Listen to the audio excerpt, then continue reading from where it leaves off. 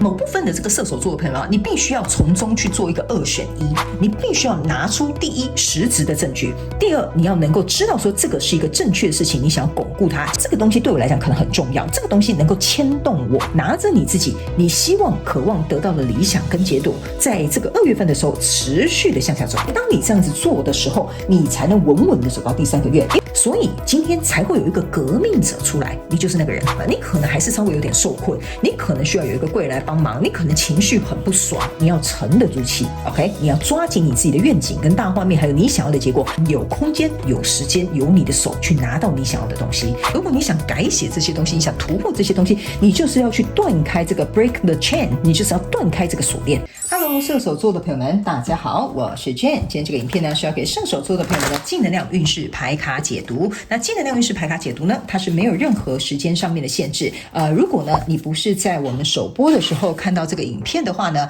那我会建议你可以自己前后推敲3个月，或者是以你看到的当下的这个季节为主，好吗 ？OK。那接下来呢，我们就要来跟大家介绍有关于这一次净能量运势的这个整体架构跟流程哦。首先呢，我们会先进入到上半场的这个净能量运势牌卡解读。那上半场的净能量运势牌卡解读会有各个月份的能量场的现状跟细节，以及我们会来告诉大家每个月份你要学习的实际人生课题。OK 哈，那接着呢，我们就会进入到下半场的部分。那下半场的部分呢，延伸牌卡解读，我们会来为大家用宇宙验证牌卡来验证我为你所解读的这些细节，还有症结点，还有详细的说明。那紧接着呢，我们会进入到每个月份，如果呢你有遇到一些状况那个解决的一些步骤、实际方法，我们也会来做一个解说。那下半场呢，还会提供给大家呢，你可能在每个月份会遇到的内外在的一些考验，以及守护天使要给予你的幸运小贴士或者是小妙招。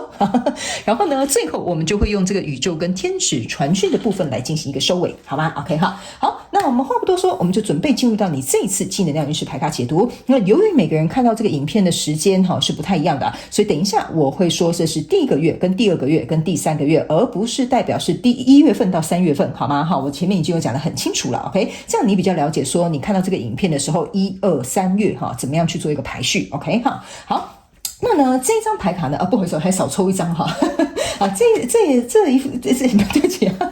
这一组牌卡呢，分别是第1个月份、第2个月份、第3个月份。那这张牌卡呢，是你整个季度的这个整体的能量场。然后接着呢，我要抽出一张，也就是你的这个底牌王牌。那这一张底牌王牌呢，是代表说，在这个季度的过程当中，如果你有遇到任何的困难，或者是你需要任何的建议的话，你可以来听看看你的底牌有什么样的建议可以提供给你作为参考，好吗？好，那接下来就请你给我一点时间，让我去感受你能量场上面的呈现跟细节 ，OK？ 好，请稍后哦。噔噔噔噔。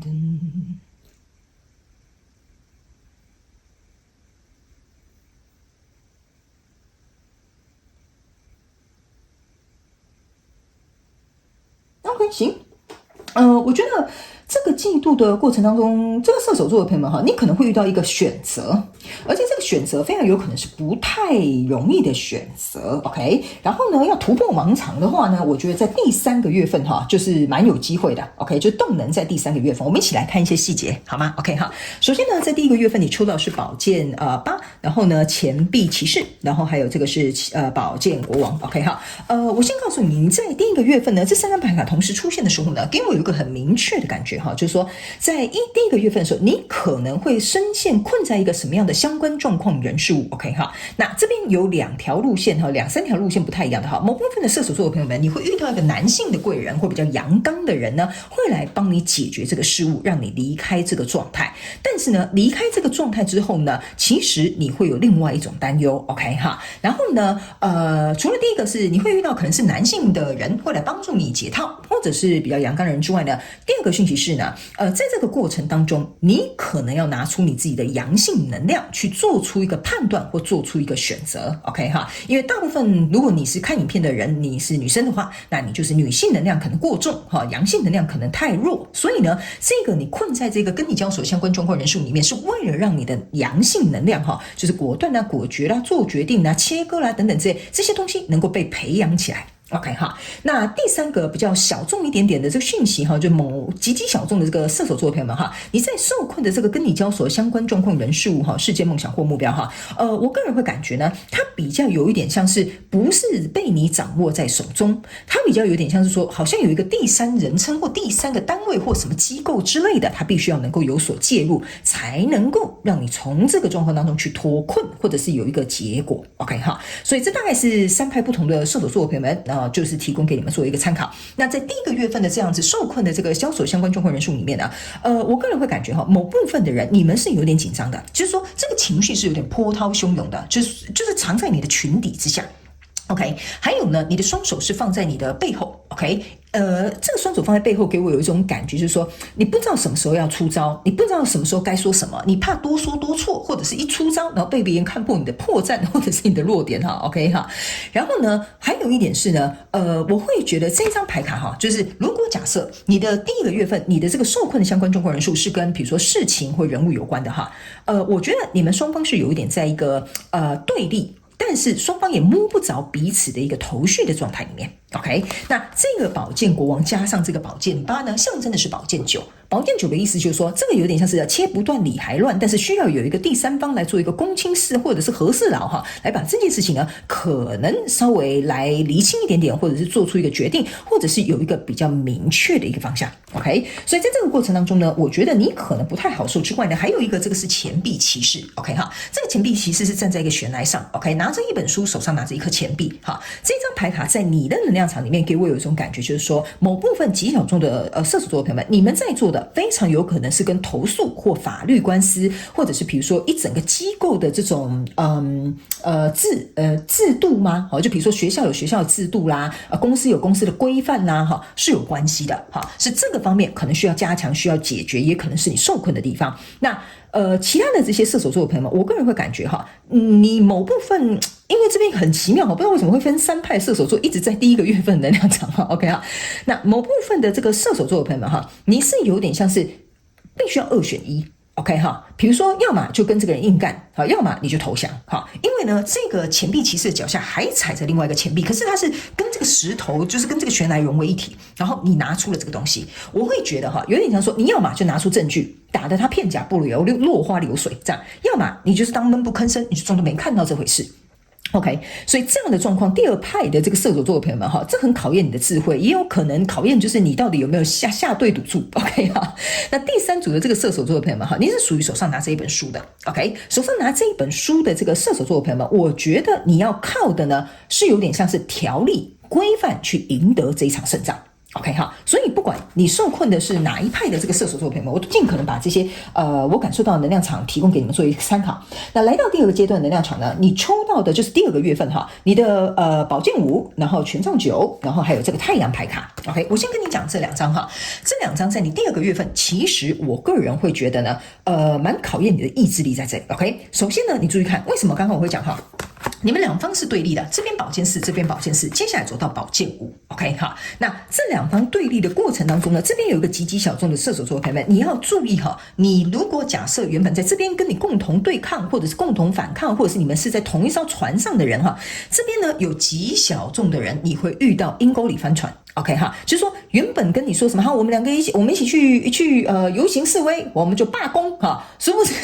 说要跟你罢工的那个同事呢，他就绕跑了哈，他跑去站在对方那边了哈，就是打小报告说，哎呀，你看那个射手座的朋友们，他们明天要开始罢工了啊，所以这边呢有极小众的人呢，你可能遇到阴沟里翻船哈，或者是谁可能原本说好要跟你这样子，就他反悔了。好吧哈，那另外呢，大部分的射手座的朋友们来讲哈，这边呢就有点像说，因为这个战争啊，这个受困啊，这个改革啊，或者是这个变动即将就要准备展开了 ，OK？ 那你呢可能靠这个贵人，或靠你自己，或者是靠第三方的人介入之后呢，这个东西它的确是要往前推进。那往前推进的同时呢，这边是一个权杖9 ，OK 哈，权杖9给我一个感觉就是说，你要能够很稳固在你自己认为我们两个有冲突点，这个冲突点的重点是什么？你要能够去捍卫它，因为呢，来到这里的这一个宝剑5哈，你注意看到这边有2艘船。你这个群底下也有2艘船，所以有点像说，你看哦，这2艘船，我先给你看，这2艘船原本是有点远哈，那现在不是咯，现在是很近哦，准备都要开过来了哈，所以这个时候呢，你注意看，你也有点像是背水一战了哈。那这个宝剑五插在前面，有一点像说，是时候把真相公布，或是时候看到哪一个是廖北亚哈，哪一个是那个窝里反的哈，然后也是时候你必须要能够开始这个是一个章鱼在你的背后，有点像说，你要开始去张罗这些事情，让你能够有机会朝向宝剑6。宝剑6象征的意思就是这件事情可以完整落幕。那你从4走到5，下一张就是走到6。所以我觉得在这边有这2张牌卡都给我有一种感觉，就是背水一战的啦。我们这边先解个套，可能或许你会有一个贵人帮忙，或者是你自己找到一些有力的证据或方法，或者是想到一个解决方案。但来到这里，就是真的好像已经我要备赛了哈，或者是我要准备好了哈。那这一张太阳牌卡呢，是有一个人他把他的面具拿下来了 ，OK， 但是他后面有一个很大的月亮，意思就是说，你不能让你内在的心中的恐惧、担忧、焦虑等等，让他去用这个面具掩盖了你认为正确的事，或光明的事，或正确的做法，或者是正规，或者是守法的这种方式。所以这个东西哈，我觉得我现在起鸡皮疙瘩哈，我不知道为什么我在拿这张牌卡的时候，它的那种有一种很震撼登场的感觉，所以我就起鸡皮疙瘩了哈。这个能量场很特别，所以你应该展露出你真实的样子。OK， 去争取也好，去突破也好，或者是去跟这样子，我不知道你受困在什么样的相关状况人数里面也好，你要能够拿出你自己比较光明或正向的那一个面向。OK 哈，那来到第3个月份呢，你抽到的是战车牌卡，抽到的是权杖2，还有这个权杖女王，所以我才会说你的动能应该是要等到第3个月。OK 哈，第3个月呢，这个有一点像是这个马车，你有没有发现你这个船原本比较远哈，现在慢慢靠近了，接着这个马车上面是头对头了。OK 哈，然后呢，你注意看这个战士他手上是有拿2个人头的。OK 哈，所以我觉得你来到第3个月份的时候，有一点像是说，如果你要跟我硬碰硬，如果我一定要正面跟你交锋 ，OK 哈，我也不怕，我就是搞到我们就是2败俱伤哈。我觉得你有点像是蛮狠的，蛮凶狠的射手座的朋友们。就你要说好要来谈我们就来谈嘛，要来说我们就来说嘛，你告诉我怎么解决嘛。所以我觉得你在第3个月份的能量场很强，有一点像是说我也不怕撕破脸啦哈，我也不怕就是跟你开诚布公啦，我也不怕跟你就是我们2个就是讲到就是那个面红耳赤啊哈。反正呢，我就是这件事情我就是想要解决 ，OK 哈。所以这件事情非常有可能来到第3个月份是会有机会来到一个正面交锋的时刻。那这边呢，这个权杖2加权杖女王说实在的，加起来就是一个权杖3。权杖3的意思就是说这件事情它不可能不推动，它一定要在第3个月开始推动了。OK 哈，但是非常有趣的一件事情你注意看到这个权杖女王，她终于把她面具拿下，因为你在跟世人展示你的力量。OK， 我告诉你我没有那么好欺负哈。你们想要搞一些什么就是小马戏把我困在这里或者是想要戏一些什么嫁祸于我或者是讲一些不属于事实的东西，或没有遵守什么条例法规这个时候你是开始把你的面具拿下来了。为什么这个太阳牌卡跟这个权杖女王都会在这边把面具拿下来呢？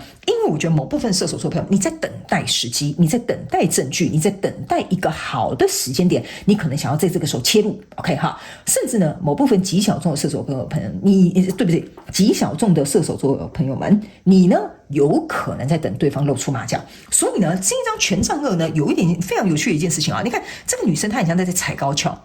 然后呢，她拿着2只权杖，对吧 ？OK 哈，有点像是说你的这个摘下你的真面目我是一个权杖女王，我想要为正义而战，或者是我想要为自己的权益而争 OK 哈，这个时候你会让这个人进退两难，所以我才会说你3月份的这个能量场是很强的，你才是真正主导这个方向的人。所以在整个季度的过程当中呢，其实你代表的牌卡是这个权杖骑士，意思就是这个事件或这个状态要推动的话，要由你来做一个推动，因为骑士呢他是骑着马的OK 哈，他是骑着马的 OK 哈，而且你注意看到这个人是前面是一个盔甲，后面是一个人，他拿着一个上面有火的一个权杖 OK， 所以我个人会感觉这个时候你变成有点像是这个盔甲为什么要拿着这个权杖，有点像说你要为了你自己挺身而出了 OK 哈，但是因为如果你用肉身搏斗可能输的这个机会比较大，所以在这里他们要有提醒某部分射手座的朋友，如果你在1月份有受挫受困的这个状况，不要急，这个受困跟受挫是为了来到这边，有某部分的人你会找到对你有利的因素证据，或像我刚刚讲的一些他可能露出马脚的东西，或者是一个好的时机。所以他们要我告诉你你千万不要傻乎乎的肉身搏斗然后去跟这个交手相关状况人事物就硬碰硬。你的契机是在这个月份。OK， 所以这个中间过程当中，你可能会有点心痒难耐，你会觉得说，为什么不能赶快把它搞定？为什么不能赶快处理它？为什么？你可能会有10万个为什么因为我也不知道为什么这个牌卡就是这样我只是负责解读给你听的。OK， 所以呢，这大概是你整个季度的这个能量场的一个走势。那我们接下来要来看，在每个月份你要实际学习哪些课题，好吧 ？OK 那你要实际学习哪些课题，还有每个月份的这些相关的更细节的症结点，或者是这些内容的话，我们会在下半场的延伸牌卡解读透过这个宇宙验证牌卡以及一些解决问题的步骤跟方法来跟你分享，好吗？那我们当然呢也会来讲到，在经历这些事情的时候，你有哪些内外在的考验，然后呢，你的守护天使有什么样的幸运小贴士或小撇步会想要分享给你，好吗 ？OK 好，那我们一起来看看 OK 好，那最后我们等一下会看你的王牌底牌 OK 第一个月份。我们来看一下你要学的东西是什么。来，权杖国王 OK 来，这个权杖国王呢，你注意看他跟在未来这个权杖女王他们是一对情侣就 power couple。 但是呢，你注意看这个权杖国王来势汹汹很像冲破火场这样子一副就是要找人家干架那这个权杖国王为什么会在这边你注意看他真的是像杀红了眼一样，你看这只马的眼睛也是红的 OK。 这个权杖国王在这个第一个月份的这个能量场当中呢，是要告诉你一件事情，你要学习什么东西，你必须要压抑或者是控制你自己怒火或者是你的情绪 OK sorry 这个就是你要学习的课题。我知道你可能不爽，你被困在这里然后被这样弄，或者是被受限于此，或者是事情进行很不顺，我知道你不高兴但是呢，在这边就是真的要告诉你，这就是你要学习的课题，控制好你的情绪，压抑住你的愤怒。但是我不是叫你说你不可以生气这样不对不是这个意思，是指你要控制好它。你要知道说为什么受困于此，你之所以受困于此的这边的原因是什么，然后你要趁这个过程当中不要让这个愤怒去引导了这个走向。因为他们说只要在第一个月份你没有控制好这个情绪的话，这个走向就乱七八糟了 OK 他不会走那里他如果走了乱七八糟，你可能不知道去哪里。为什么呢？因为你不要忘了，你在这边是一个权杖骑士，我刚刚有说了，你这一张牌卡是你整个记录的总能量场，所以你要这件事情怎么走由你来做决定。那如果你跟这个神经病一样就骑着这匹马杀红了眼不知道去哪那我跟你讲你到时候可能会后悔莫及所以这个就是为什么我要跟你讲，不要跟一个疯子一样，就在整个爆炸来砰，然后结果就不知道去哪里那见的人就打OK。 所以这个就是你第一个月份要学习的实际课题。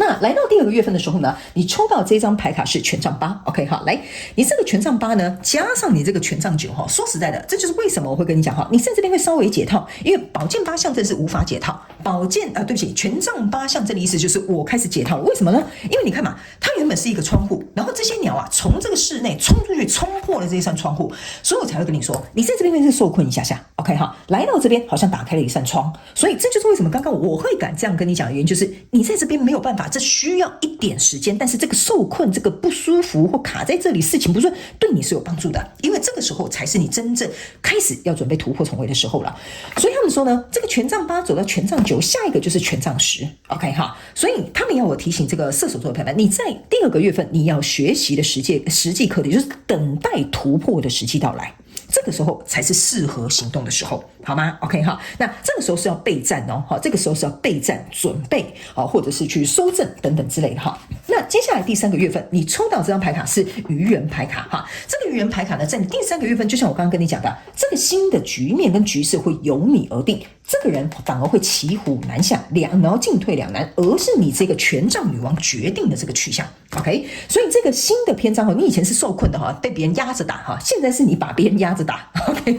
所以这张牌卡愚人牌卡就是要告诉你新的这个局面要来了。而且你注意看这两个人是不是拿2支火炬象征的呢，也就是这个权杖2 OK 这个呢之前偷偷摸摸的这些人他可能没有办法预料到这个局面突然翻转成这样子 OK。 还有一件事情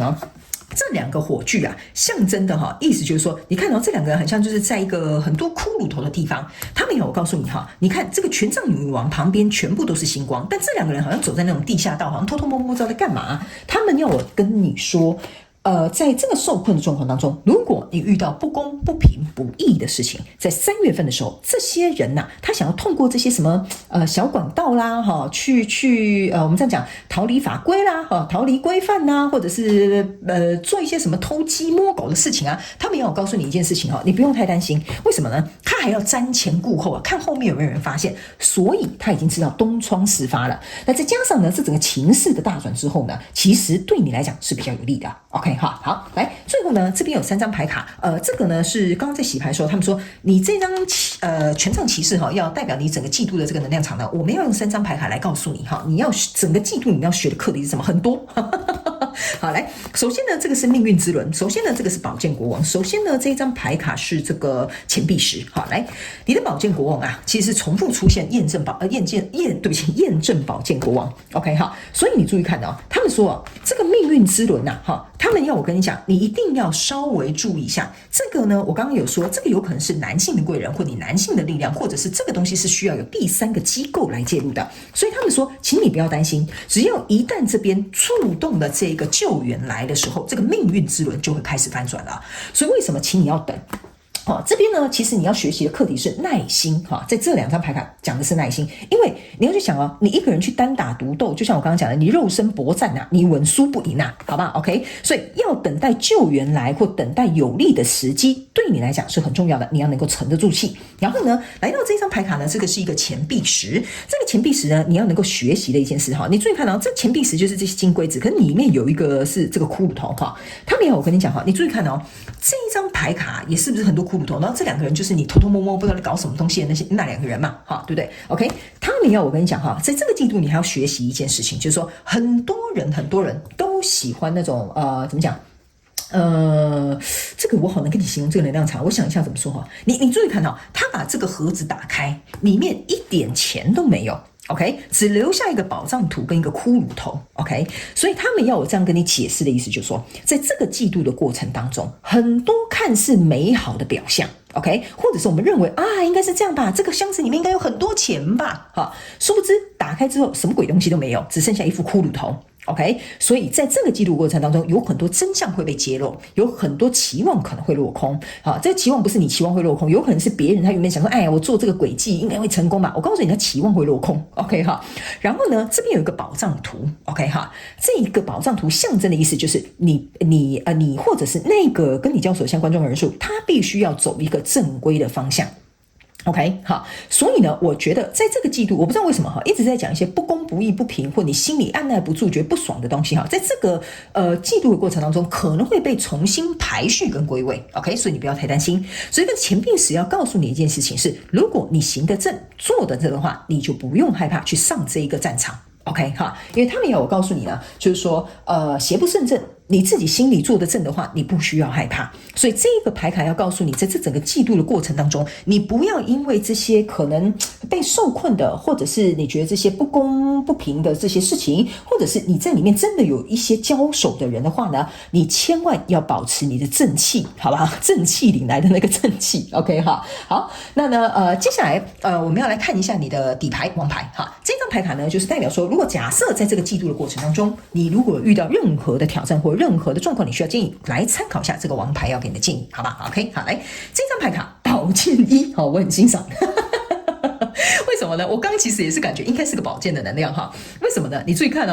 我给你看一下，这个叫做人剑合一OK，身剑合一，意思就是说，这个宝剑1象征的就是果断、果决、锐利、清楚、明晰。OK， 还有这个宝剑1，你可以注意看这个人，就像我刚刚跟你讲的，你要保持你的正气。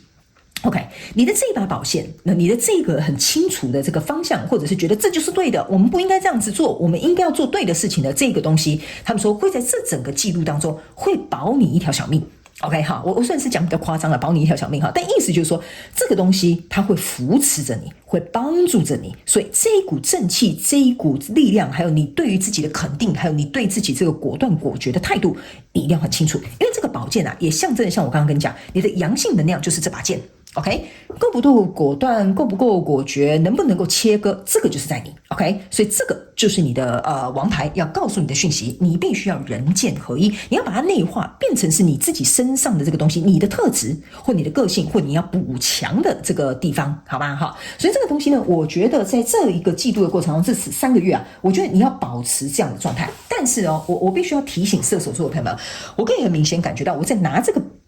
什么权杖国王的时候哈，我告诉你，你可能就会气到整个就是应该是不会高血压啦哈，但是可能会气到你就觉得为什么会这样？他们怎么可以如此啊？什么之类的哈，你可能会这样子哦 ，OK 哈。但是这个就是你这一季我觉得最重要的新的开端跟关卡。所以这个东西你必须要靠你自己能够闯过去，好不好？这个是我最后给你的提醒 ，OK 哈。那接下来我们要进入到下半场的延伸牌卡解读。那下半场的延伸牌卡解读，我们会用宇宙验证牌卡来看更多每个月份的一些细节跟症结点 ，OK？ 还有怎么样解决问题的步骤跟方法，以及你可能会遇到哪些内在跟外在的内心跟现实的考验 ，OK？ 那我们来看看守护天使有什么样的幸运小撇步跟小贴士，会有什么东西要告诉你。最后我们就会用本季的这个天使跟宇宙传讯，透过传讯者我用口说的方式告诉你们宇宙想告诉你哪些事情 ，OK 哈？那欢迎你们来加入我们的下半场延伸牌卡解读。那下半场的延伸牌卡解读呢，这个连结就在我们影片下方的资讯栏，欢迎你一起来加入，好吗？那以上这些讯息，希望提供给射手座的朋友们作为这一期的参考，也非常感谢射手座的朋友来收看我的影片，也希望你会喜欢。那我们就下半场见喽，拜拜。